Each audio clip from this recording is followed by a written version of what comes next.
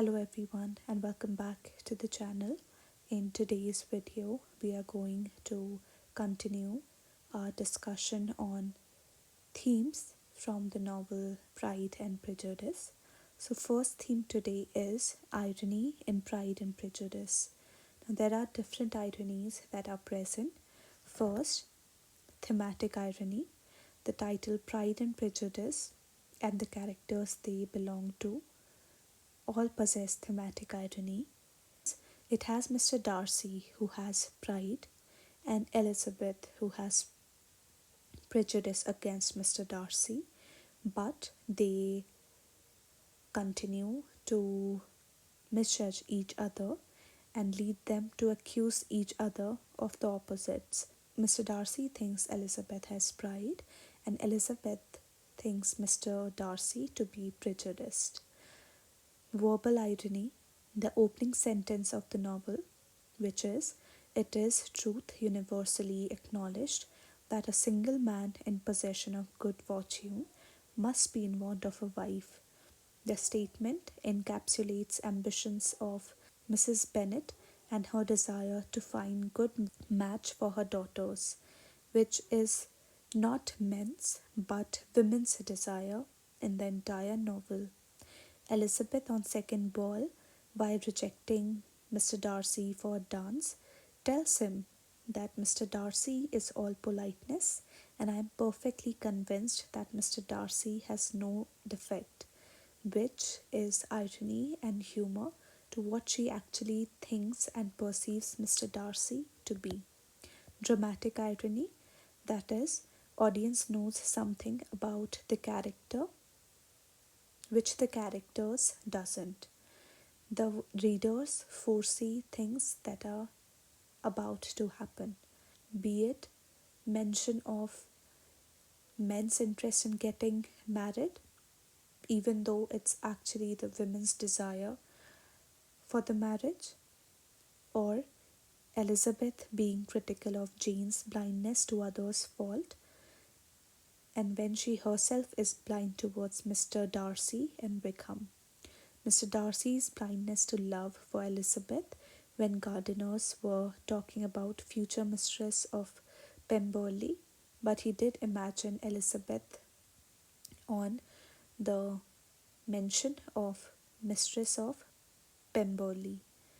Mr. Darcy initially considers Elizabeth as tolerable, not handsome enough to tempt him, but later confesses to her as one of the handsomest women in his acquaintance. Elizabeth tells Mr. Collins that she is not the type of woman to reject first proposal and accept second, but does exactly the same in case of Mr. Darcy. Next theme is irony in characters.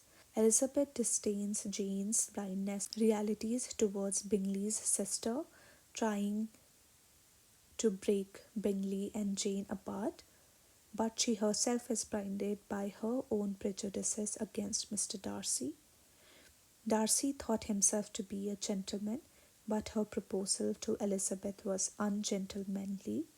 Mr. Wickham was graceful and good to look at, but his heart is that of an unredeemed villain, cunning and mean. Bingley's sisters hate Bennets for their vulgarity, but themselves are vulgar in behaviour. Lady Catherine de Bourgh views herself as graceful lady, but is self-conceited and a haughty woman. The irony that is present is not bitter, but is rather comic and exposes hypocrisy and pretentiousness of contemporary English society. Andrew H. Wright has rightfully called irony at the hands of Jane Austen as instrument of moral vision. Next theme is Elizabeth's social constraints, but her acting choice. Now this question has been asked along with other characters, which are Maggie Tulliver and Tess from Tess of the Urbervilles, which we'll address once we are done with the other novels as well. So for now, Elizabeth's social constraints, but her acting as per her choice. So Elizabeth had many social constraints, but she did exercise her choice. For example, her stating Jane that she'll only marry for love at a time when marriages were considered a business deal itself is an example of her exercising choice over societal norms.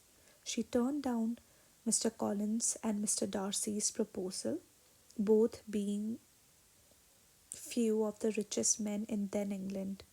She tramps through mud to visit ill Jane and doesn't shy off from her appearances, as against societal expectations of women being pretty and put together all the time.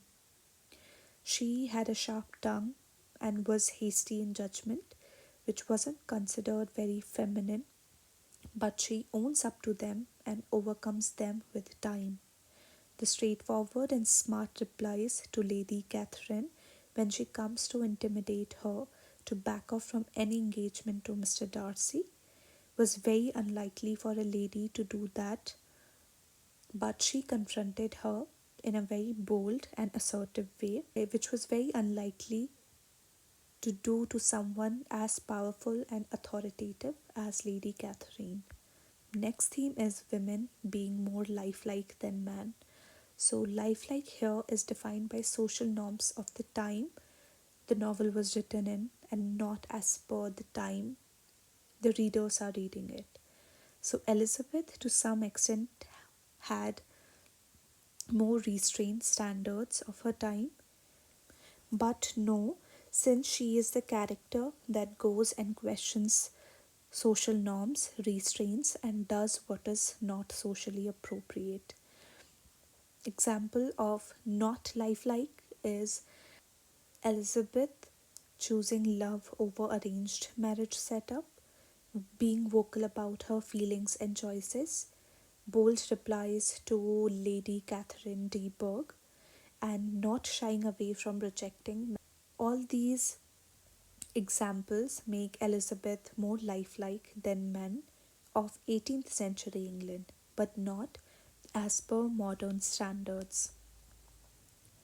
Next theme is Pride and Prejudice as a journey of self understanding and realistic assessment of earlier misjudgments. So, the attainment of self knowledge on part of the both lead figures that result in goodness is always one of the key features of Jane Austen's novel. Elizabeth earlier was proud of her discernment and judgments, and also she tells Jane that she can't see realities of people, but she herself was wrong in judging Mr. Darcy and Wickham. With time, she did overcome her prejudices regarding Mr. Darcy and begins to like him eventually, loving him and getting happily married for love. As for Wickham, she perceived him to be nice, believed his side of Mr. Darcy's story, but later, with time and with the help of her aunt, realized Wickham's true nature and let go of her thoughts of liking him. Darcy, on the other hand, was prejudiced about Elizabeth, her class, her nature, her looks, as he considered him not handsome enough to tempt him, but soon recognized Elizabeth's true elements, her intelligence, her beauty, and starts loving her. Both main characters understand and assess their misjudgments and overcome their first impressions of each other and reach a perfect, happy love marriage. When Elizabeth read Mr. Darcy's letter, she realized how blind, partial, prejudiced, and hasty she has been and feels ashamed of herself. Elizabeth herself says her sentiment has changed on second proposal by Mr. Darcy. So both Mr. Darcy and Elizabeth overcome their misjudgments of each other and reconcile marriage filled of love. The next theme is Jane Austen's art and her contribution as novelist. So, during 18th century with limited rights and education, Jane Austen, with her work, especially novels, made deep impact and contribution to literature. She gave feminine touch to novels with calmness, delicacy, and grace on one side, mixed it with intuition, common sense, and reality check on other. She refused to be drawn by exciting, imaginative romantic fiction, but kept herself limited to narrow upper middle class circle. She added hints of humor, irony, and satire, but these were not overbearing but were confined within limits. She was first novelist to give world really live novels. Her view of life along with the artistic pattern were beautifully woven together to make her novel life communicating. Her tone, ironical openings, generalization, choice of words, and decisions were fantastic. She achieved finished realism with qualities of highest wit and elegance. She is a master of much deeper motion than that appears upon the surface. Her characters are true, human like, and normal. She does not analyze logically what she knows intuitively. The naturalness and reality in speech and behavior of characters add more humanly touch to her novels. There are no extraordinary plots or characters. She reveals characters by means of dialogue only, and the novels she produced has moral instruction along with humor, wit, irony, and satire.